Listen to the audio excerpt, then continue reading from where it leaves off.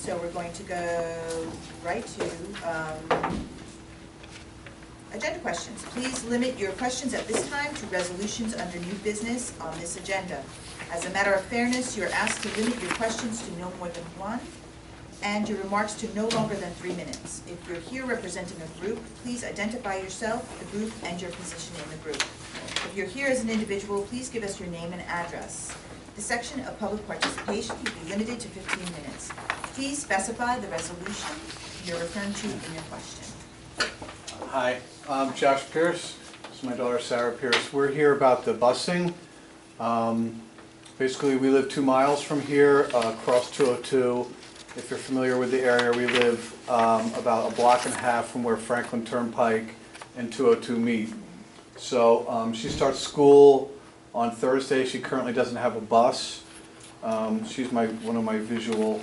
I also bought a photograph of my street. I don't know if I can, but basically you'll see there's no sidewalks. And this is me in front of my house, so there's a bend here where it's completely blind. Anybody could be parking over here. You can't see from 202 or from here. Just to give you sort of an idea. So during the winter time, she would be, here you go. She would be walking, down the middle of the street because there are, like I said, there's no sidewalks. And again, it's 2 miles away. So we checked to see if she had a bus schedule. She doesn't. There is an actual bus that comes about a half a block away that I've seen virtually empty at times. So if she could just even get on that bus, I would feel a lot safer. So that's basically my comment and question. Excellent. May I, Rick? May I? Yes. Sarah, first and foremost, you can come to every single board meeting. Listening to your voice while we did the Pledge of Allegiance was fabulous. It was the best one ever. It was the best one ever. I wanted to look at you as we were doing it, so thank you. Great question for this evening. The board and the facility and the finance committee and the policy committee has been reviewing the transportation policy in regard to hazardous routes, which was kind of what it was that you were showing with your picture for, I'd say, the past 3 or 4 months. Rick? John? Policy for 3 or 4 months before that. I think we're 8, 9 months into it. We probably are. This evening marks the first reading of a transportation policy with a hazardous route clause. And at the end of the meeting, I can certainly give you a copy of it. It's not official yet until the board does 2 readings, and that second reading, should the first one pass this evening, won't be until September 9th. There is a section within that policy now that deals with hazardous routes, and there are criteria that the board will use based on my recommendation in conjunction with the police department to determine if whatever we're looking at is hazardous. So we're going to be going through that this evening. Rick will probably speak as chair of the policy committee to that a little bit and some of what we've done. If that moves forward this evening and does have a second reading, what I can tell you is if it does move forward and where you live and the route that Sarah takes is deemed hazardous, that's not going to go into place probably until the end of October. And I'm being very honest with you. And the reason for that is that we have to determine where people are living, what criteria this will fit into. So I know that's not going to help you for the first day of school on Thursday, but please know that it has been highly considered and at this point is at a policy level with our board. Okay, thank you. Okay, you're welcome. Thank you. Evelyn Slockbearer, 16E and G. I just had a question. I saw Mr. Lucas resign and that they're increasing the music position at JK. I know last year they also switched around the chorus a little bit, so Mrs. Lahr is 2.5 days at one school, 2.5 at the other school, and just, I didn't take music, but from my children and the experience I've had, and sometimes I think people who don't have music and don't take music don't realize, but you can't always teach certain groups of kids together when they're learning either voice parts or music parts. some of the music instructors are brass instructors, some of them are percussion, they each have their specialties. So, it would be nice if Mrs. Lahr could be 3 days again at Rampart Ridge and 2 days at JK, because I know she's teaching some of the general ed classes there. And the general ed classes, a lower level teacher without that much expertise could teach, and you can use the expertise of someone like Mrs. Lahr or some of the more experienced music teachers to teach the lesson classes.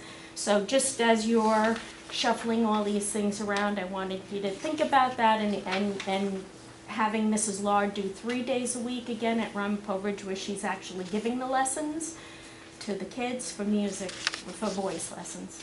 Okay, thank you. Thank you, Thank Ms. you. Slugbear. We'll keep that into consideration. We're trying as thoughtfully as we can Mhm. to schedule everything around. So we'll keep that in consideration. Okay, yeah, it's just because I know right now, like, it used to be that if she had 2 lessons going, if you had a class and you couldn't miss something, you could jump into one of the other lessons. She doesn't have that anymore, so because the amount of lessons was reduced. So it makes it so sometimes if a kid can't come, sometimes she doesn't see him for 2 weeks, Okay. So. With you. Thank you. Look. Anyone else? Okay, thank you. Superintendent's report. Yes, thank you very much, Ms. Davis. Good evening, everyone. A few things this evening prior to a presentation that I need to give a couple of times a year. The first is I hope that those of you here had the opportunity to look at our new website. That was certainly an incredible undertaking by our website team and district. We believe it is a beautiful representation of us. That front screen picture is of the Ramapo Mountains. That was taken by Mr. Pascal and Mr. Ulmer. We marked where they took that picture, so it will change by season. So that really is us, but I do find it user-friendly. I've received a great deal of positive feedback, so I hope it's something that has been received that way as well. If you've had the opportunity to look through our agenda, or if not, there are over 300 curricula that are on for approval this evening. Mrs. Zimmerman is our Director of Curriculum and Instruction, and Christine, if you'd be kind enough just to address why we're at this point at the end of August. We join every other district in Bergen County and every other district in New Jersey in having to, before the start of the school year, approve every single piece of curricula. And the reason for that is last year all the standards were approved by the State Board of Education, the 2014 standards, with the exception of science, which we're still under the 2009 standards until we adopt the next generation science standards, which will be September of next year for 6-12, and then the following September for K-5. So because of that, we have to reapprove with an update to all the standards to every single piece of our curricula. So we got Rubicon Atlas, and we were able to do that standard update in Atlas, which was a wonderful thing, and also bring you, I think, let's see, we have 12 new courses and 13 courses that were significantly revised. So 301, Dr. Schoen, to be exact, with 7 addenda to this 7 major subject areas that were an effort of the County Curriculum Consortium with the County Department of Education. So that was a collaborative effort with the Bergen County Administrators Association, the Principals Association, and our county folks at the Department of Ed. So big job. Thanks to all the teachers and administrators who helped with that. Thanks for all the board support for the fine work. The work for the curriculum this summer has been amazing. To our teachers, who I know work diligently as they always have, and to Mrs. Zimmerman as well. You know, it's one thing when you just focus in on language arts or you focus in on math during the course of the summer, but to focus in on everything we do, which is our foundation, is pretty amazing. So I want to thank you for that. You referred to Rubicon Atlas, and our hope is that you can present to the board at an upcoming meeting. And just give them an overview. Our board president, who is also an educator, is very interested in seeing what we're doing as well. Very so excited. It would be great, but I think it's going to be real helpful. So perhaps you can join us. Yes. All right, awesome. All right, a couple more presentations during my report this evening. The first is our violence, vandalism, including hate, that I must do by law twice a year, and that's going to be followed by our HIB coordinator for the district, Ms. Rizzo, who's going to talk about our HIB self-assessment. So I'm going to begin with mine, if I may. I'm going to have to stand in the light. Ed, or somebody's going to do a clip.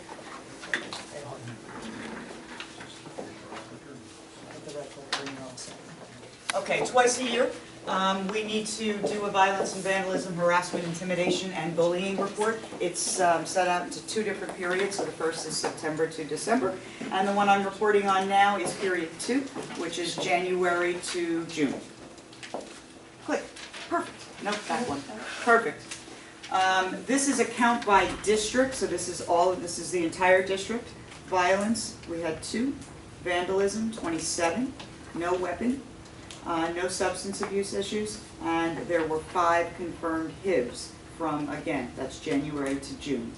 So if we go to the next slide, we can talk a little bit about the violence and vandalism and HIB, and I want to focus your attention, if I could, on that 25.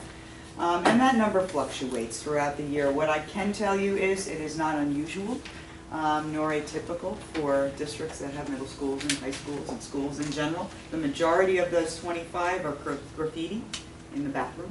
So if there was something just written on a bathroom stall wall, we have to note it, so you'll see that there. We also have a wallet that was stolen or boots that were stolen. Every time an incident like that is reported, it is going underneath a vandalism type count. So that 25, the majority again, is graffiti. And the final slide is me looking at you.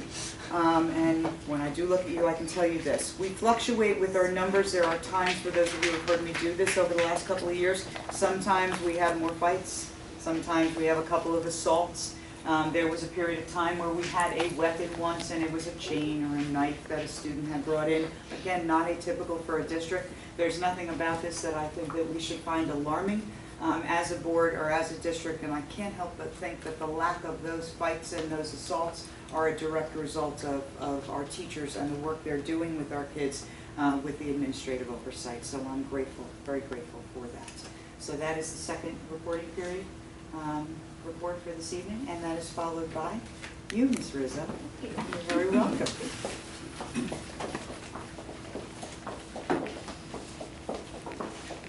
Pass these out for you? Yes, for the board members, yes, please.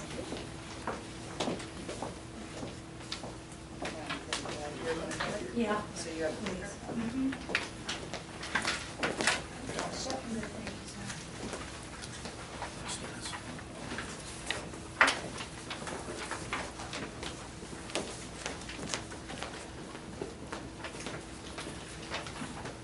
It's our annual self-assessment that we have to do under the harassment, intimidation, and bullying law. And the process that we took this year was no different than any other year. We had our building-based school safety teams meet and evaluate the building's performance based on the rubric that the Department of Ed supplies. And the Board of Ed, you've received a copy of that rubric, so you're aware of what it is we're asked to evaluate about ourselves, and then the scoring process. After the principal and the school safety team gather the evidence to determine their score, we then meet in central office and review and discuss how they gave themselves the scores that they did. We negotiate as to whether or not we've met the rubric, and then kind of look for the outliers and the areas that we need to be proud of relative to our scoring in the rubric. The rubric addresses these core elements, which have to do with HIB programs, approaches and initiatives, training on the HIB policy, staff instruction and training programs, curriculum and instruction on HIB, HIB personnel, school level HIB incident reporting procedures, the investigation procedure, and HIB reporting. So in each of those core elements, there may be some more questioning that we then have to analyze our performance.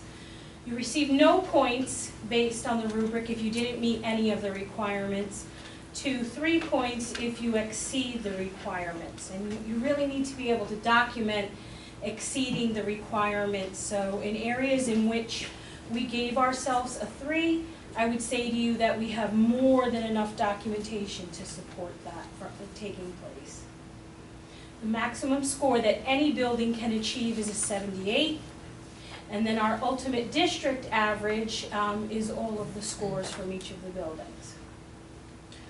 Mahwah High School received a score of 74 out of 78, and you can see on the slide that they received the highest score they could in those core elements of 2, 3, 5, 6, 7, and 8. So you can go back and look at the rubric and be able to see where Mr. Pascal and his school safety team identified their areas of strength. So for an example, in core element 2, Mr. Pascal believes that he has exceeded in having everyone trained in what the protected categories are and distinguishing characteristics, and that the HIB policy was discussed with students. So that is how we analyze that process. And I will tell you that I can assert, obviously, that particularly in that area too, we do an outstanding job of educating staff, educating parents, and educating students.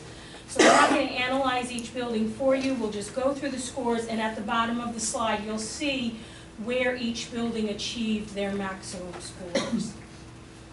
Rampo Ridge rated itself as a 72 out of 78, and again, you can see the core elements. And you'll begin to see a pattern of commonalities in core elements that we as a district recognize as our area of strength, which then we use in our analysis overall of the district. Joyce Kilmer rated itself as a 74 out of 78. When I say to you rated itself, again, we're looking at data, and then ultimately the Department of Ed reviews these scores and uses information that it has about the district, the violence and vandalism report, any type of reporting that I've produced for the Department of Ed, their knowledge of our district, to agree with our score or to come back to me and say, we don't agree. They've never come back to a district to say, we think you should rate yourself higher. They have a tendency to come back to districts and say, we think you need to rate yourself lower. That has never happened for Mahwah, but they're not really in the business of raising your score for you. Betsy Ross received a score of 75 out of 78, and again, you can see some commonalities in the maximum scores that we have. George Washington rated itself a 72 out of 78, and there are his areas of strength. Lenape Meadows, a 75 out of 78, and again, you'll see those commonalities, the 2, the 4, the 7, the 8 areas within the rubric that buildings feel they do very well. And our average for the 14-15 school year comes out to be 73 out of 78 points. In the 14-15 school year, we had a total of 36 investigations district-wide. And of those 36, 6 were actually confirmed cases of HIB. And I'm going to break down a little bit more, some data for you. What this analysis is going to show you is from the time that we began to track data and the law was in effect, you see the first column on the first table is in fact the school years. The second column are the total number of investigations and then the actual number of confirmed cases. And what you see in that trend is exactly what we had wanted as a school district and are pleased to be able to represent to the community and to the board, which is in the beginning there were a lot of investigations. Parents didn't understand what the meaning of harassment, intimidation, and bullying was, and when that was said to a staff member, what type of chain of events took place. Our children didn't understand the ultimate meaning of those types of words. And so we feel as a community we've really refined what that definition is and when it needs to be used or how it is used. It does not deter us anytime that phrase is used. Harassment, intimidation, or bullying, an investigation begins. There is no out on that once that language is used. But what you will see is the rate at which it was used, and then as a result of that, the number of confirmed cases going down, I believe, and based on the data, is based on the intensity of the instruction that's taking place with our students. A wealth of of training from the teachers in the classrooms through our Character Ed program, a wealth of assemblies, literature, educating, building-based efforts to bring our community together and to decrease any type of negative interaction between children. And then the last table is basically the explanation of the decrease from a math perspective. So I compared 12-13 to 13-14, and then 13-14 to 14-15. And you can see the decrease in terms of the total number of investigations and subsequently the confirmed cases.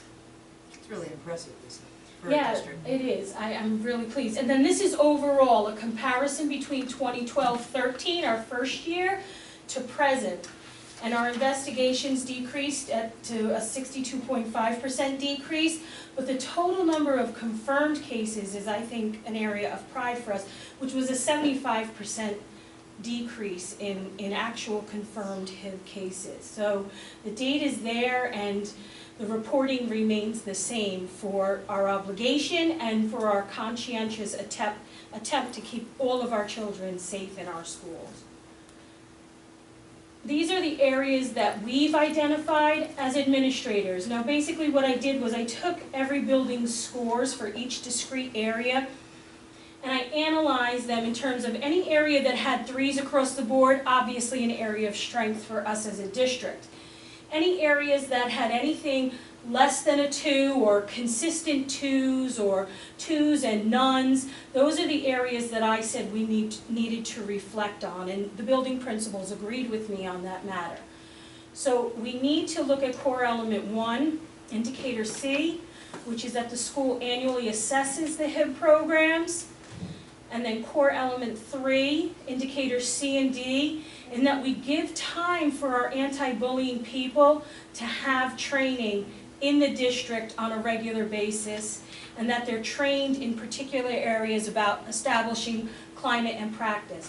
I'm not saying this doesn't exist, but I'm saying a formal get-together during the school day type of experience more than once. And then core element 6, indicator B, was rather an argument that we had as principals and administration, because I believed it was there, they believed that it wasn't. I'm not going to ask someone to score themselves any differently than what they self-reflect. I just try to bring it to light. And in essence, core element 6 spoke to the matter of if we closed a case and said it was put to bed, should new information come to light, we would reopen that case. We would open it up again and investigate further. And because we had never had to do that, the administrators felt that they couldn't score themselves high in that area as meeting or exceeding expectations. So I tried to convince them we weren't there yet, and since then I have been able to go through the policy and explain to them that in fact they have met it. But nonetheless, because we had never done it before, they felt they couldn't award themselves the exceeds expectations. So we'll get there. And then all of the investigations within the time frame of the law were met, and all of the investigations were met within satisfaction of the criteria established by law. When this position was given to me, that was the one commitment that I absolutely made to the board, was that we would never be putting ourselves or our children or the district in a situation where we violated any of the time frames or the parameters set forth by the law. And that has consistently been an area of success for us. So these are our top scoring elements. So within every element, there is an area that we as a district are doing consistently well. Core element 7, we just blow it out the water. That's the whole legal piece. Compliance with the law and making sure we're meeting everything in the time frame of the law. And the board actually helps us see that through too. And then these are our goals for the 15-16 school year. These came to me so, it was just like magic how easily they appeared on the page, because the data just funneled itself in that direction. I didn't have to really search for an area of commonality that we had to be attentive to. It was there. It was pretty awesome the way it fell out so naturally. So we're moving forward with conducting a formal school safety team training in which we will bring outside experts in during the school year. We're going to conduct some form of a survey to assess the HIV programs, our approaches, or our initiatives. I'm not sure what that's going to look like, I'm not sure of the scope of it, but it will absolutely be something where we take a little look at our community and our culture and overall HIB for our students. We need to make sure all volunteers are trained. For the most part, I'm pleased with that. I just want to make sure there are no cracks in that veneer. And then this one came about because I meet with the school safety teams twice a year. And again, this was another natural just genesis of thought. And it was that we identify methods for fostering resiliency in our students to improve their ability to address conflict and accept day-to-day disappointments. Our students are very good at going to an adult and saying, I need help, or going to their parents and saying, I need help. And what we want to see is if in our youngest students to our oldest students, we can begin to have them navigate those relationships with each other with more confidence and not have to rely on some overarching supervision to help them get through some typical peer-to-peer situations. Again, by no means saying if anyone is in danger or absolutely in a bad place that we're going to say to them, go figure it out yourself. But there have been certainly some obvious instances in every building where we would like to be able to say to our students, let's try and work it out between the two of you before we engage all of the adults in this process. So this is our self-assessment for the 14-15 school year with goals set forth for the 15-16 school year. Do you have any questions? No, I'd just like to say that I'm happy to see that last one there, because I've always thought that the bullies need to learn how to be empowered, so as not to remain bullies. So I'm really happy to see the last one. We feel we've done a really good job with training our students to take that role of being the bystander to be the upstander, and that's the language that we use with our kids, so that they can stop situations from occurring. Now we're saying if perhaps there is some type of appropriate conflict that occurs with a friend, how can we solve it amongst ourselves before we have to engage all of the adults in the process? So yes, I appreciate that. Thank you. Any other questions about the presentation or about HIV? Lisa, if I may, I find this very impressive, but I can't help but think, and the board should acknowledge, you need a leader kind of overseeing the specialists in the building who do an outstanding job, and the staff and administrator. But I think as coordinator, Lisa, you've really just made the expectations very clear. Thank you. And have always been, and I've said this before, very supportive to administrators who don't know and have questions. Like we ask our kids to ask questions, our administrators will do the same and often go and hit cases to Lisa. So I can't help but think that a lot of that is a result of your efforts, so thank you. Thank you. Very much. So this will be submitted to the Department of Education. They will have the opportunity to review our self-assessment and make any recommendations to us as a district. And if they agree with our scoring, it will be posted on the website like it's mandated to be in our main site and all of the building-based sites. Thank you. Okay? Thank you, Lisa. Thank you, Lisa. Thank you.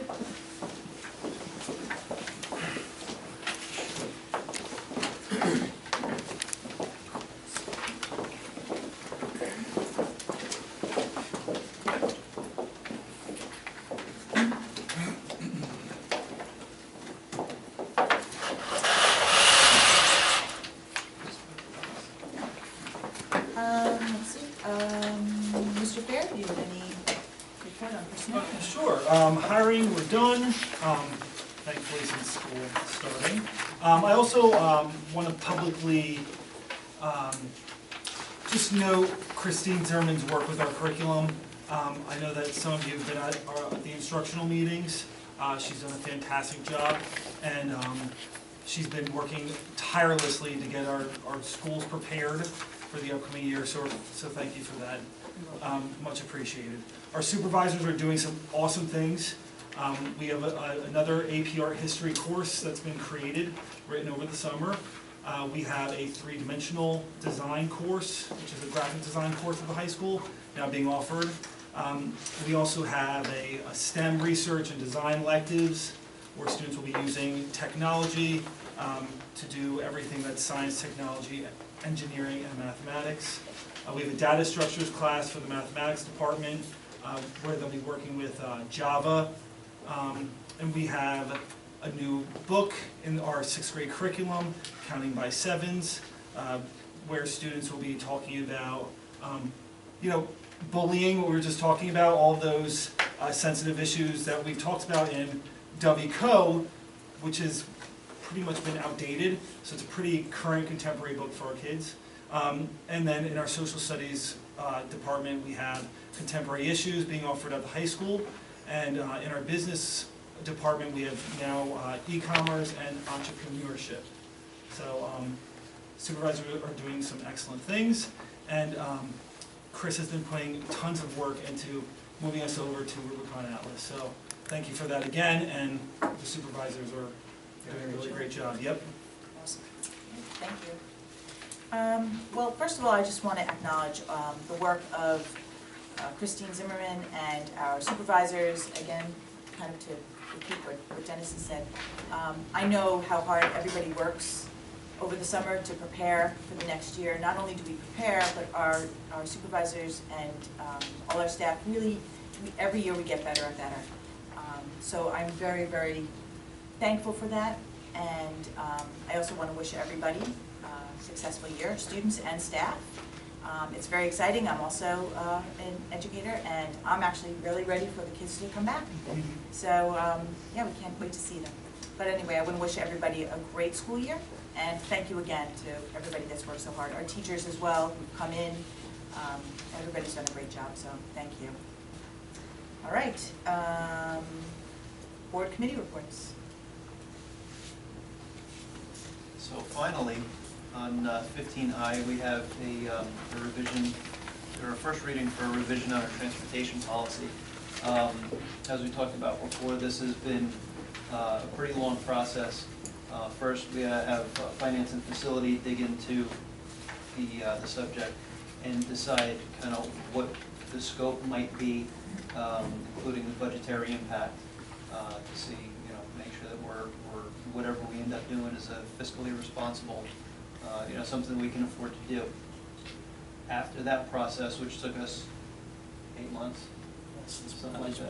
Yeah, it's been several months. It sounds like a simple thing to do.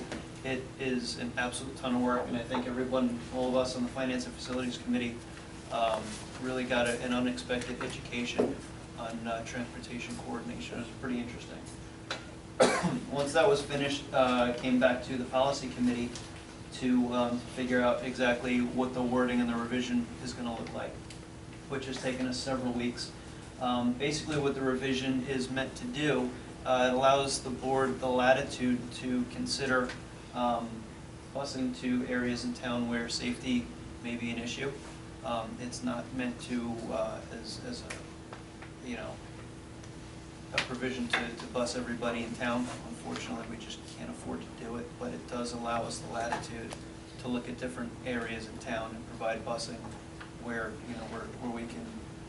where it's appropriate. So I'm happy to have we have, part of the policy also establishes the criteria that we're going to use to define what is a hazardous route, and also a procedure for making requests for the board to have a look at. Unfortunately, if it does go through the first reading and second reading, we're not going to have it implemented in time for the first day of school, but it is in process, and we are definitely, we're working on it. We're very close. Happy to finally have a revision on the agenda, just because it has taken so long. I want a quick thank you to the people on the Finance and Facilities Committee, because it did take us a long time, and the Policy Committee. This is something we've been going back and forth on exactly the wording and what's, how we want the thing to look. Especially to John Ebenetti, who was kind of our MVP on that committee. He did a ton of research with different policies from different other districts in the area, and was a tremendous help in that regard. So that. I think if I may, before we move forward with another reading, the one area that we missed out on in terms of language was actually setting a timeline in which the review process would take place. And I think what that will do is, number one, it manage expectations in terms of the people putting in the request, and secondly, it gives us workable parameters in a time period that we must effectively respond. And, you know, in all fairness, you know, given the gravity of some potential hazardous routes, I think a 30-day timeline from the time that the request is initially serviced upon the superintendent to time in which he actually presents it to the board for a board vote. So at least, again, you know, we effectively manage the expectations that this is not going to be something that's initiated on a Monday and effectively completed on a Tuesday, but it also gives superintendent working with the municipal officials a timeline in which we can actually come back with an effective answer. So I'd like to see that there for a reread of the first read, I guess, for the next time through. Rick, are you okay as chair of the committee for us to include a line that says there will be a 30-day review period that I'll do in conjunction with municipal officials? So within that 30-day period, there will be a review. I will discuss it with municipal officials and then make a recommendation to the board. Yeah, the only crimp might be depending on time of year and when somebody gets that to you, of when the next board meeting would be. You know what I'm saying? I do. If we get it and it's too close to the next board meeting, but then the following board meeting is beyond that 30 days, depending on the time of year. That's the only thing that I think. Practicable. Okay. The intent is clear, and there's also Right. some wiggle. You know, if you take 60 days, you better have a very good reason. If you take 40 days, you know, you're still within the spirit of what you're trying to do, if that's the way the calendar works. Yeah, right, John, that makes sense? Okay, I'll add it, practicable. Does that sound okay with everybody, John? Does that make sense, like with the July-August meeting, for example? We had one in July and then there was a 6-week span, which would be outside of that 30 days. Okay, so if everyone is okay, the first reading will include the additional language that allows for a 30-day review period, if practicable, before I make a recommendation and the board decides. Is that acceptable to everybody? All right, I'll have that wording put in tomorrow, and I will send you a copy of that certainly for the second reading. And for the meantime, Ed, we're okay if we write that in for the first reading? Oh, yeah. Okay. Thank you very much, and thank you, Finance and Facilities and Policy. I know this was a lot of work, and a lot of thought went into this, and I appreciate that. I appreciate the good work, so hopefully we will produce a very good policy here. So, thank you. Okay, are there any other committee reports? Okay. Board member remarks? Okay. Well, I hope everybody had a great summer. Everybody's ready. It's ready or not, here it comes. I know, it does go fast. Okay, old business then. Minutes. Do I have a motion? Rick, and a second, John Dolan? Didn't see. I'll get her next one. Oh, sorry, okay. All right. All in, any, okay. I was Discussion. never know whether we have to do a discussion or anything. Mr. Denise? I don't think I was at this. I'm gonna have to abstain. Mr. Dolan? Yes. Mr. Evanetti? Abstain? Mrs. Barron? Yes. Mr. De Silva?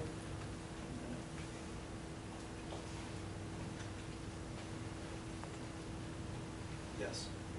And Mrs. Davis? Yes. Okay. New business other, I am going to take 15A through Y, please, and if I may have a motion. John Dolan, and a second, Rick. Give you a moment to look it over.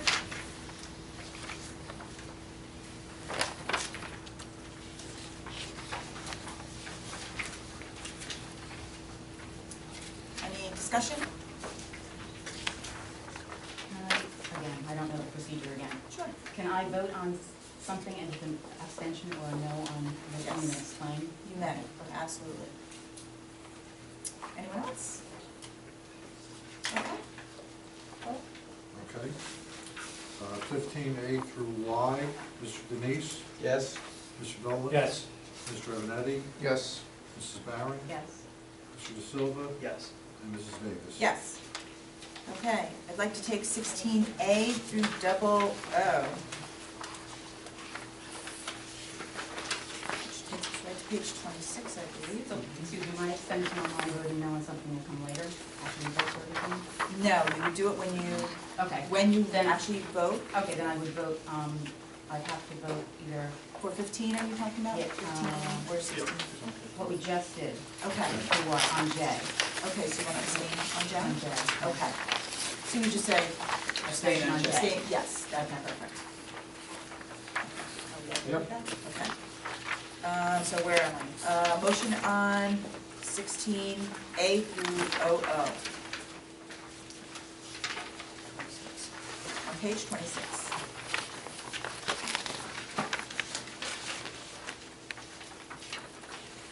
Do I have a motion? Do I have a- John Dolan, and a second? Kim Barron, please, thank you. Discussion? Okay. Yes? 16A through double O, Mr. Denise, Yes. Mr. Dolan, Yes. Mr. Evanetti, Yes. Mrs. Barron, Yes. Mr. De Silva, Yes. and Mrs. Davis. Yes. Okay, public question or comment. This section of public participation will be limited to 15 minutes. Leslie Conica, 117 Rutherford Road. I was just wondering if any headway had been also achieved towards contracts, the negotiation committee with the teachers.